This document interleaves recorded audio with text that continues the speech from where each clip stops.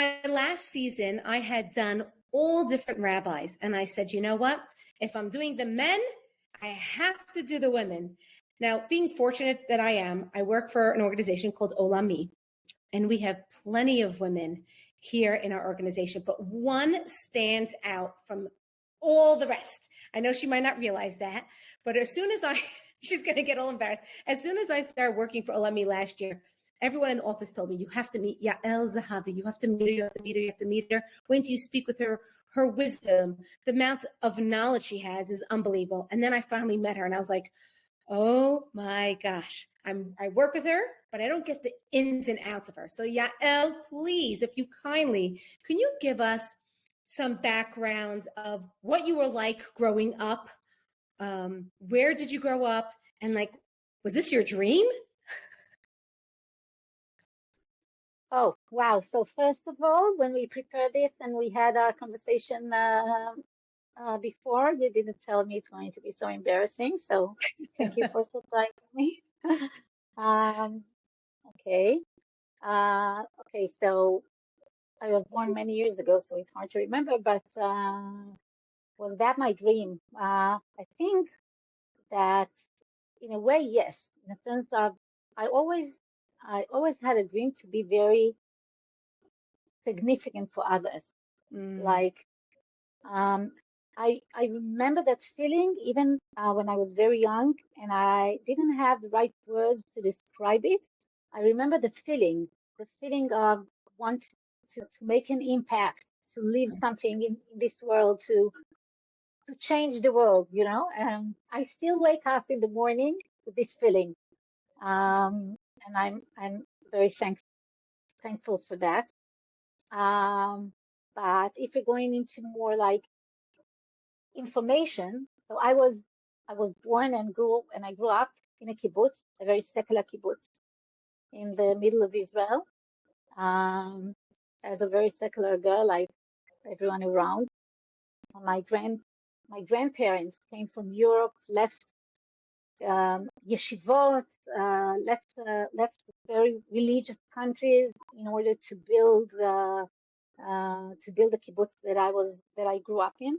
My mother was the first baby in the kibbutz, and I don't know if you heard about kibbutz, but it was run in a very social way. So my mother, who was the first baby, had everyone as her parents. You know, the whole kibbutz educated her, and we always say that she's a miracle. The fact that she grew up not just normal, but as a very, very special person was a real educational miracle. And I also want to add that my mother, who was secular, was born as a secular person and passed away 3 years ago, was one of the person that made the most important impact on my life. And I learned a lot of her. Actually, she was a soldier in the Palmach, if you heard about it, before the IDF was. And she was only 18 when she really had to bury her friends that were fighting with her. Only 4 soldiers were left of the unit that she was serving in. And as an 18 years old girl, she was doing things that I can't even imagine. She was a very, very special person. So when you were younger and she made such an impact and you wanted to make an impact on the world, and you said you grew up secular. So when did that switch happen to becoming more observant? Was there a moment? Was it gradual? Was there like an aha moment? Okay. So I didn't have an aha moment, you know. It's hard for me to get into this kind of situations. But I met my husband while I was serving in the army. He was an officer in the paratroopers. I was kind of a social worker. And this is what it was during the first war in Lebanon. Wow. I didn't think about it that time, but now looking back and trying to analyze everything, it's like I feel that it's it will probably be true to say that the fact that there was a war going on, a lot of death around us, a lot of friends that we lost, a lot of worries of a lot of pain. The fact that death was so present made life something worth investigation. Mm-hmm. Okay. If we're losing it so easily, so what's going on here? What is this whole story about? And it took us a long time. There wasn't a aha moment. We didn't, had Baruch Hashem, any car accident or whatever. But we were learning a lot, trying to understand the meaning behind the scene. Like I can tell you one moment that really had a great influence on both of us. My husband came back from the army, no WhatsApp, no other way to communicate. So we used to like not see each other for 2 weeks, 3 weeks, some very, very short phone calls. But there was one time that he was with his unit, with his soldiers, and for Hezbollah were trying to kill them, and there was, a very short battle between these two groups of soldiers. And at the end, Baruch Hashem, these four Hezbollah were kind of dead. And I'm emphasizing this part because they were not totally dead. They were between life and death. And the soldiers were so hungry after a very long time and very hard battle. So they took out the food and sandwiches, and they were sitting on the stones around and eating sandwiches, eating bread. Such a simple act, expressing life, biting a piece of bread. It's like it's so being alive. Mm-hmm. And my husband told me that he looked at these four dying people that 2 minutes ago were trying to kill him.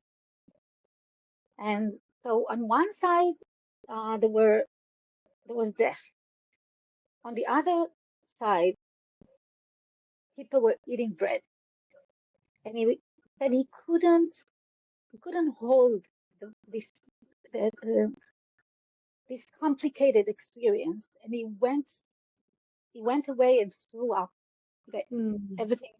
He couldn't swallow it. The situation was too big to be swallowed. And it's not that he's like a very sensitive person or emotional, and he said afterward, after he told me this about this situation and we discussed it, we asked ourselves, what is there between these 2 minutes, the eating and the dying? Is there something? Is there any meaning to this journey? And this and many other moments or situations were the trigger for us to ask the question. I think the most frightening thing is to be brave enough to ask. Mm-hmm. Because asking takes you away from your comfort zone. It makes you very vulnerable, Mm-hmm.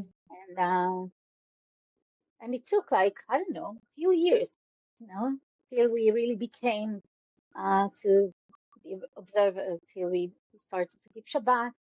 One of the questions that was very, very important for us to answer is when we had our first baby, our first daughter, and we were asking ourselves, what are we giving her?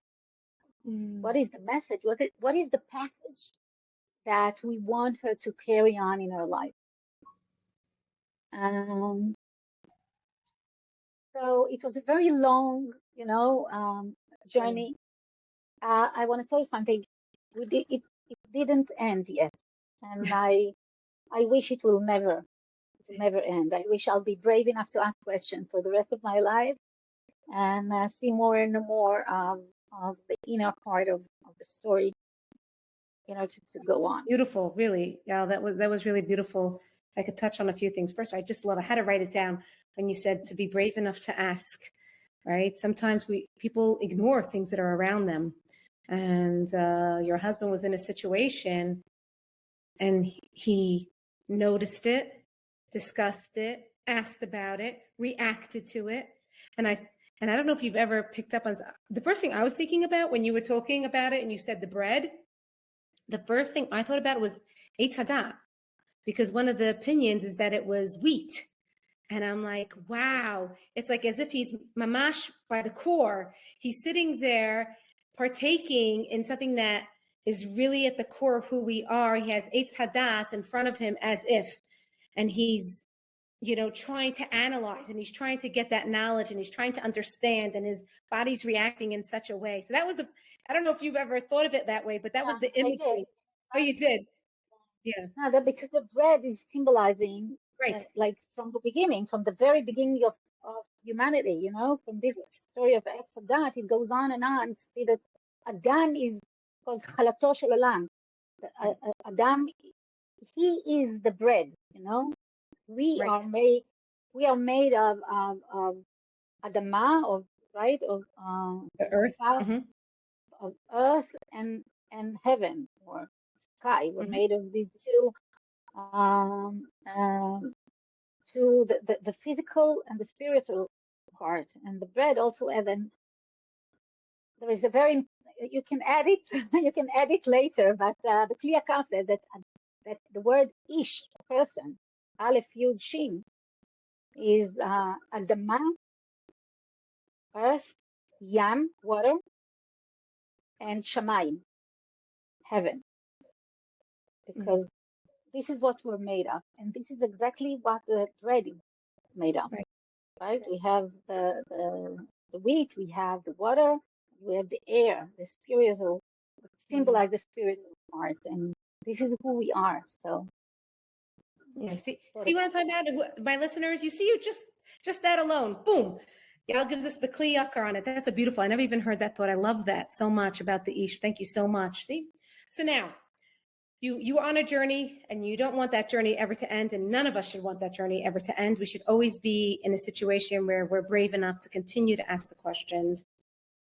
So the question I have to you, though, is how did it evolve into you taking on this role of being the voice, of doing the kiruv or speaking, or how did that come about?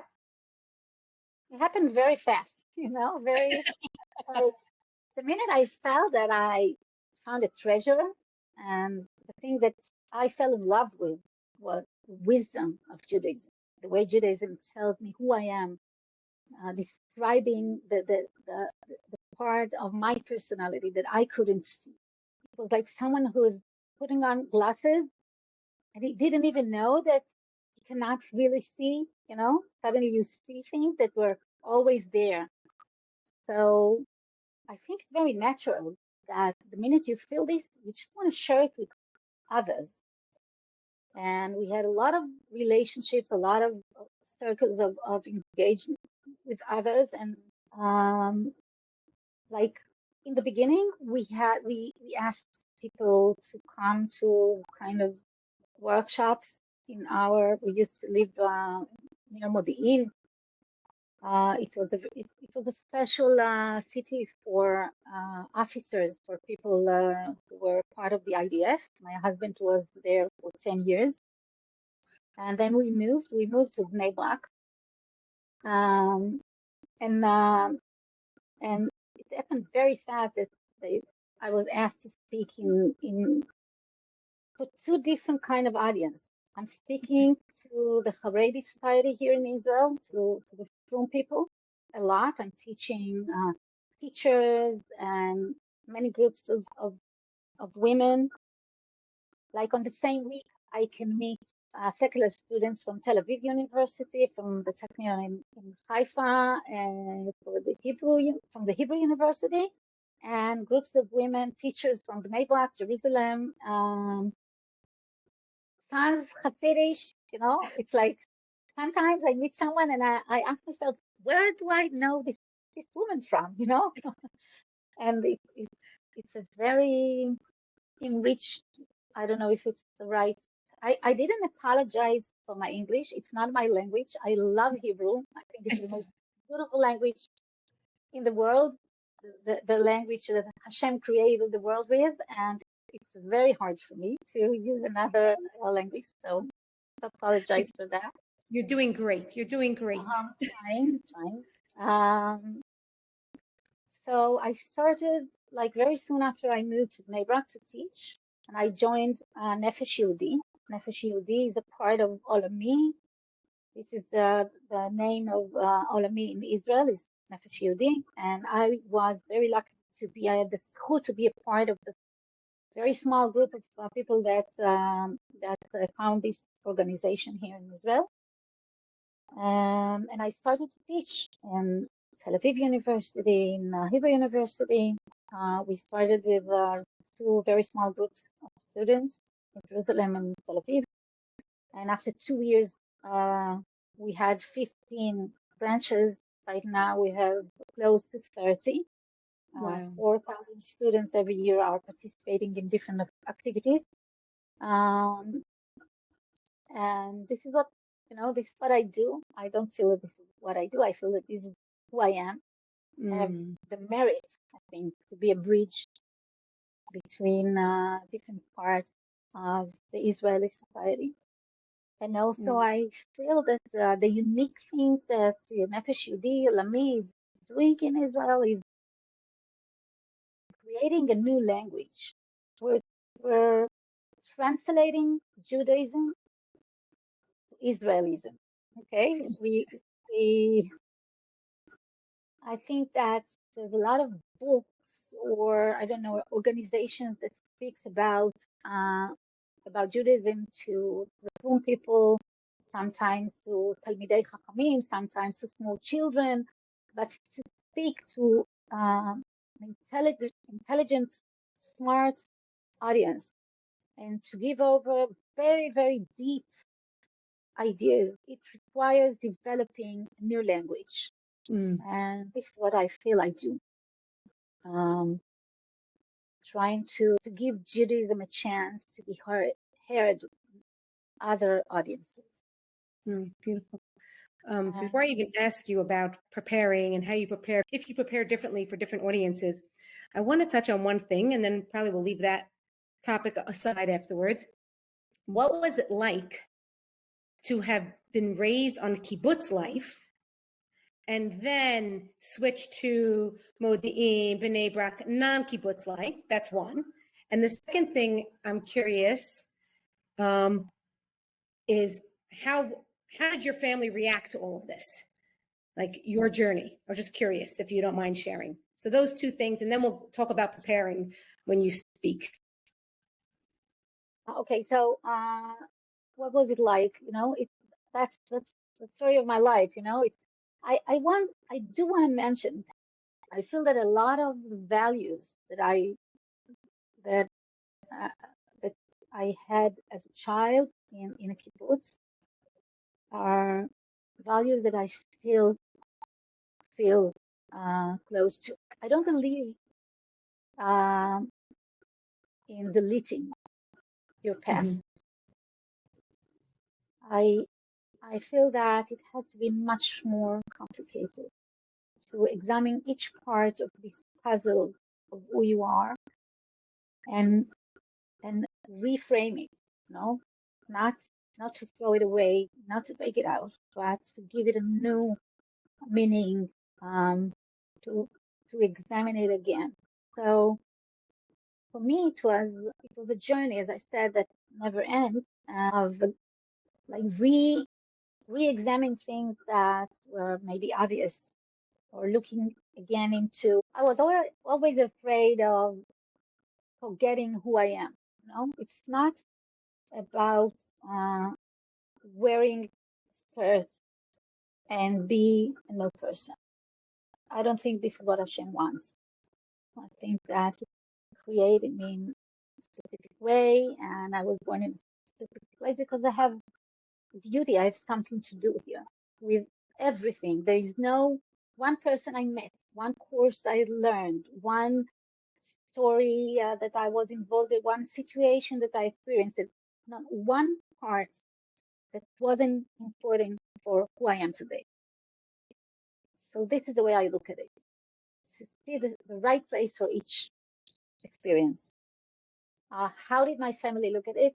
Look, it wasn't easy, it's not easy. In the beginning, it's very automatically brings up feelings of anger, kind of betrayed, if I'm changing, if I'm not following my parents' way, maybe I'm criticizing it. Mhm. And it's a very harsh feeling for a parent. I have, Baruch Hashem, 8 children, and I know exactly how it feels. It's very natural for a parent, no matter what society he comes from, to see his children. It gives you kind of approval. It's like that you're on the right way. Look, your children is following you, and suddenly when someone is saying no, it's like it's shaking the system, and it wasn't easy. And I think that what really helped me were two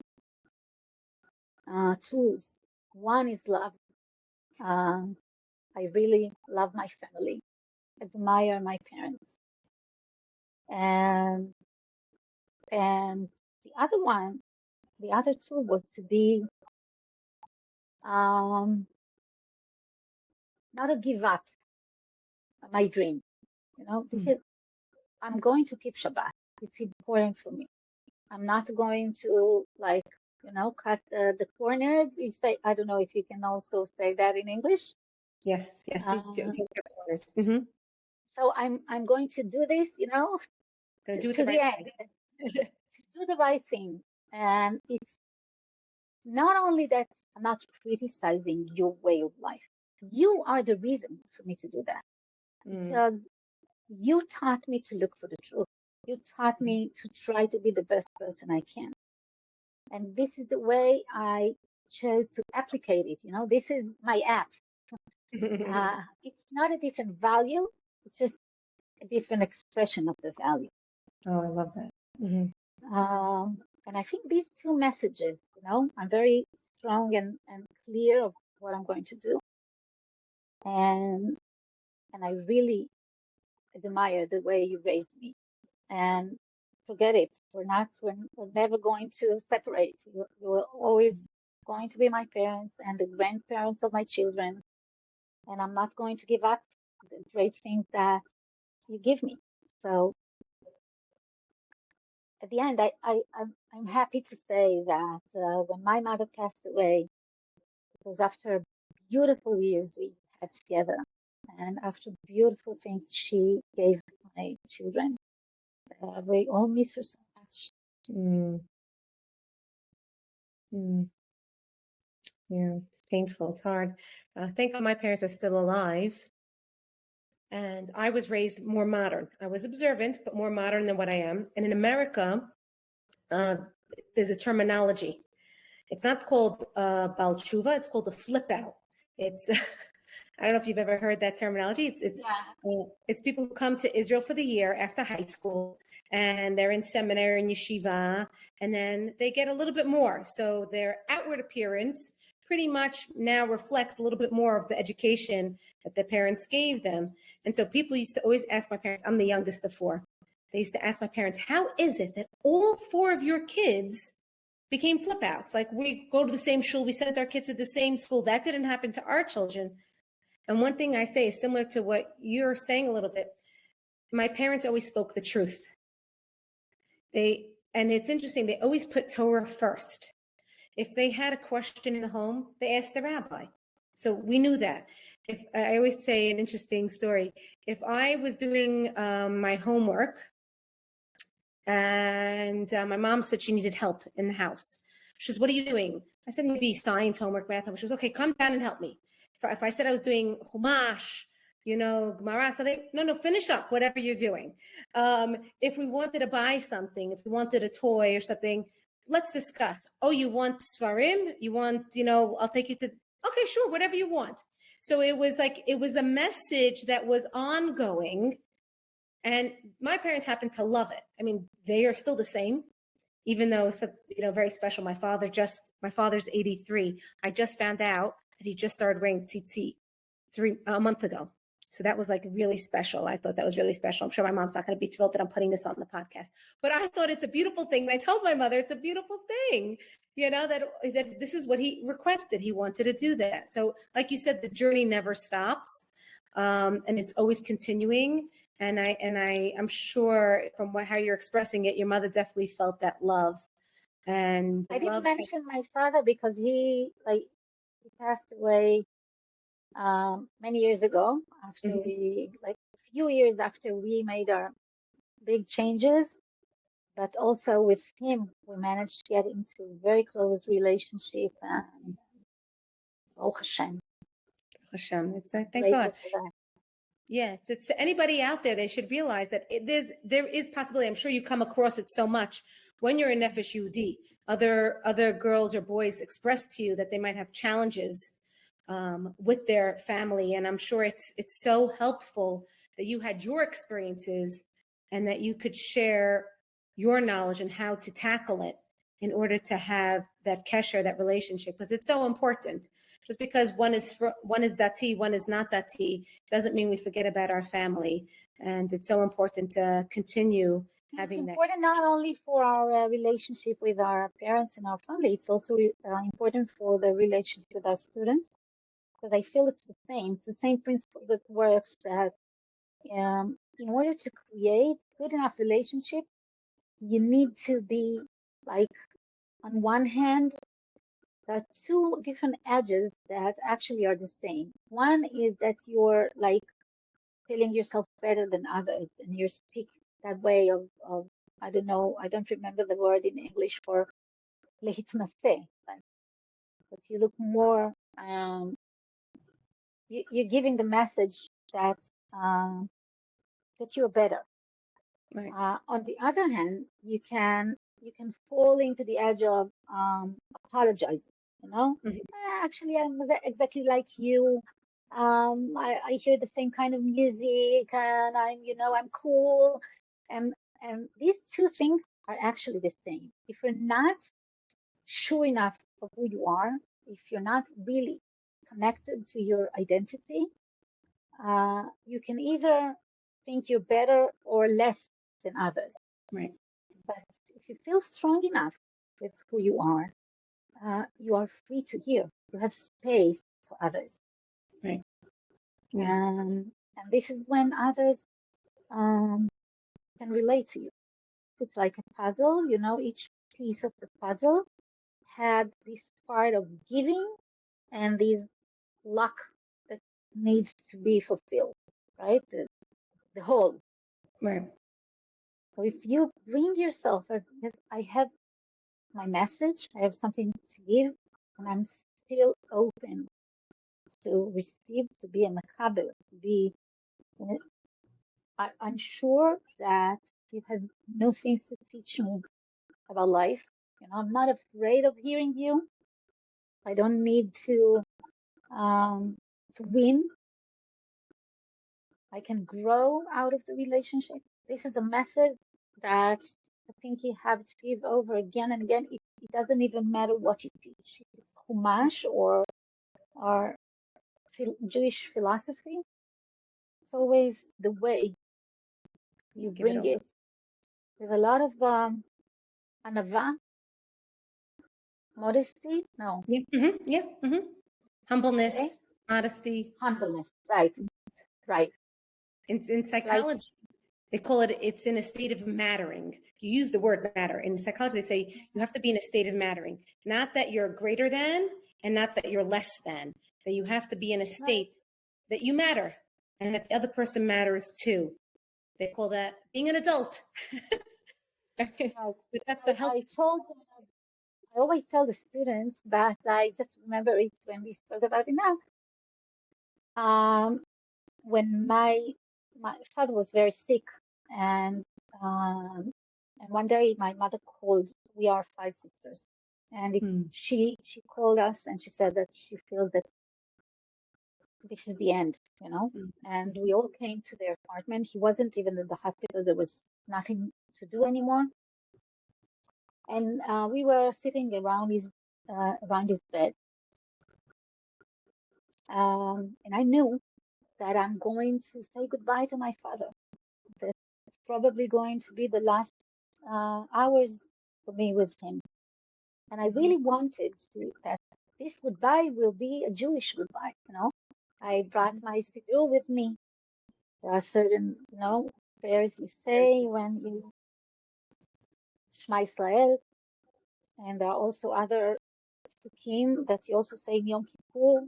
Right, to be doing. And I knew that I'm bringing my siddur with me, and this is what I'm going to do. But there are 4 other sisters that are also the daughters of my father, and it's also a very meaningful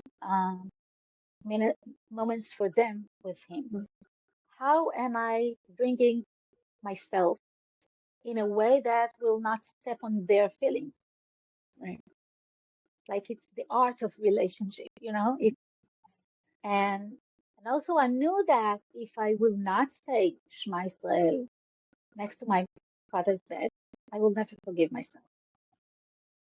And I remember, I will never forget it. It was his last, the doctor who was there, and she said, it's over. And I just took my cedar and I said Shema Israel in a volume that was loud enough for me to hear myself, but quiet enough for others to be present the way they want to. Mm-hmm. And what happened was that my sister asked me, what is it? What are you saying?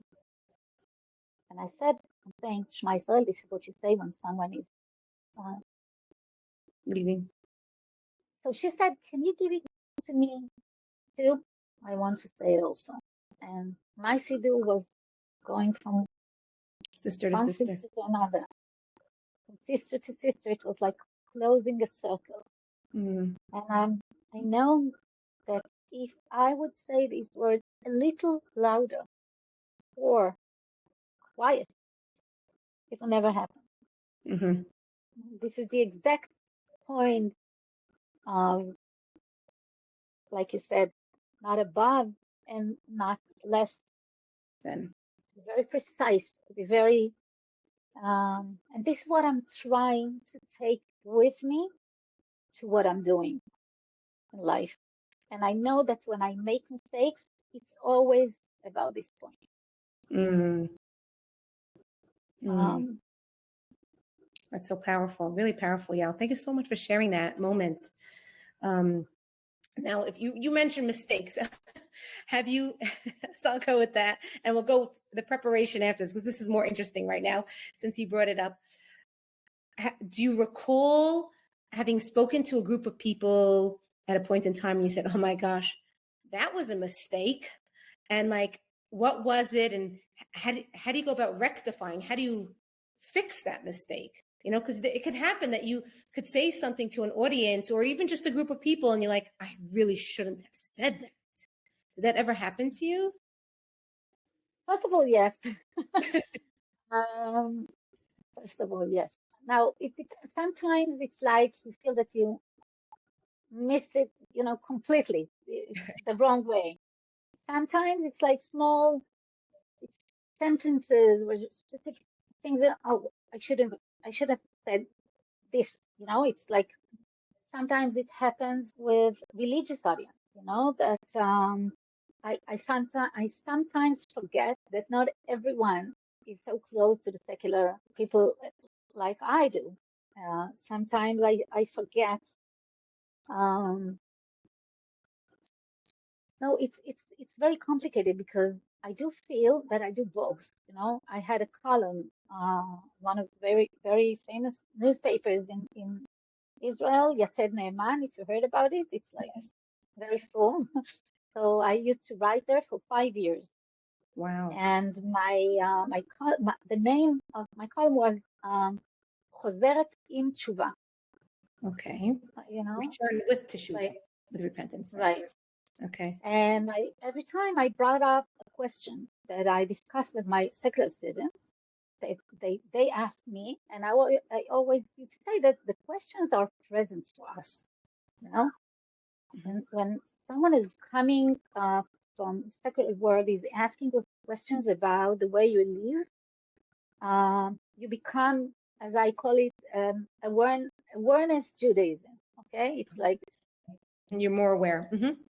aware of what you do. So, but it's a very delicate, it's a very, because I think that it is important for the Orthodox people to hear the questions and to make these discussions and to understand and to be more aware. On the other hand, I feel it's important for them to hold what they're holding. I don't want to break this core of Judaism that they, or maybe we, are holding for everyone else. So it's about the same things we talked about before. Be very sensitive to the audience, to understand their world and to give them exactly what they need and can use. Mm. Did you ever think about with that column? I don't know, perhaps you did. Like if you had 5 years worth of a column, maybe to put it in a book. Yeah, I thought about it many times. I like to be more, I don't know. I didn't do it yet. I have to think why. Okay. Might be a nice project. But besides that, now when you prepare, how do you prepare for the classes that you give? Like what's your process? What's your thinking? How do you go about it? Where do you start? It has to be, I have to speak about something that I'm very interested in. That's Okay, you have to be passionate the, about it. You have to be interested in it. the first step is to learn it for myself, to connect myself, to be sometimes, not sometimes, every time I learn things that I'm not using when I speak.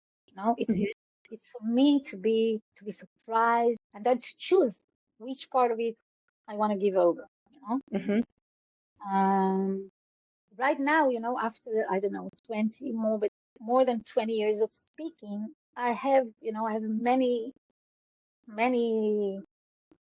prepared lectures, but I Right. never ever just take the paper with me and give it over. I always go over it again and try to see it according to these times, to who I am now, to the audience. I always try to figure out, to get more information about what did they already hear before me. Try to be very relevant, to here and now, Mm-hmm. not to sound like okay, this is the 65th time I say it again. It's like Right. it has to be fresh. Right. So I had to meet the idea in a way I didn't meet it before. I have personally. Mm-hmm. And I really try. It's not that I always succeed, but this is what I try to do, to be excited about it every time. Right. Right. If you're excited, then you'll give over that excitement, and the audience is going to be excited. Right. Is there like somebody that you look up to? Like if you were going to go listen to a shiur or something, is there somebody that you just love listening to or love reading or love? Mm. It's interesting.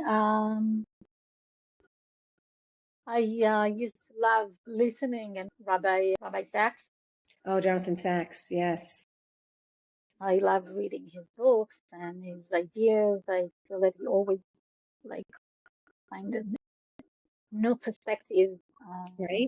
Mm-hmm. relevant perspective. And I think I learned from a lot of people like along the way. Um, it's also, you have to be very loyal to yourself, learning from others and say it in your own way, Right.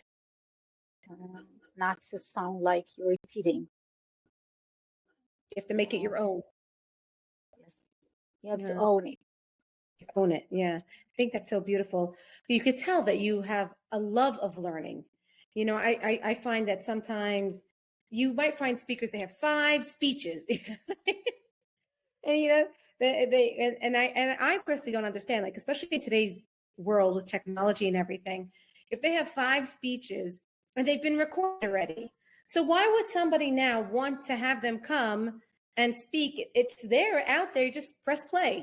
And I find that something new and fresh, like you're saying, but also even for myself, I love the prep. I love preparing. I love the learning.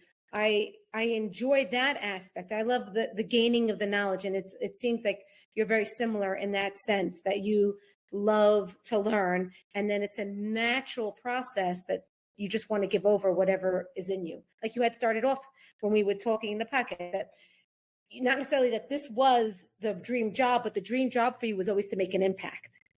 And Right. and you're taking that same character and now just doing it in this format, which is very beautiful, which is also very similar to what you were saying about having that connection with your parents. Your parents gave you a value, and you're taking that value system, and now it's in this format. It's in this application, in this app. And so I think that's just a beautiful way of summing it up. So before we say goodbye to each other, is there anything else, Yael, that I did not touch on that you think is important that you want to share before we say goodbye? I mean, we did mention it, but I do, we're on Sirat HaOmer, and it's going to Shavuot. We're going to the book of Ruth, Mm-hmm.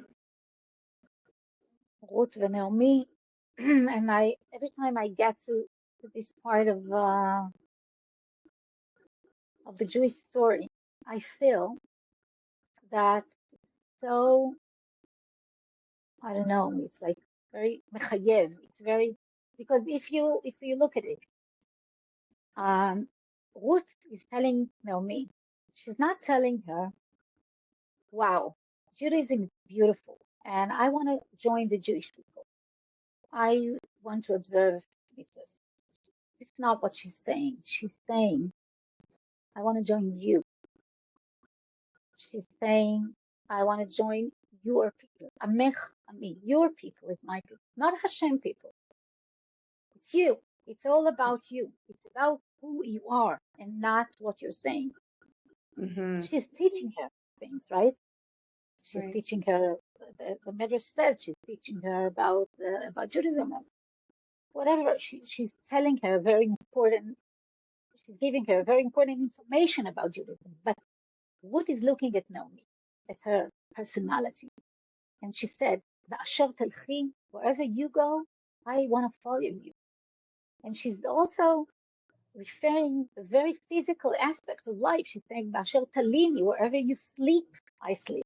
You know, it's not like call me when you teach, when you have a class, then I'm coming. No, I want to experience your life in the most physical aspect.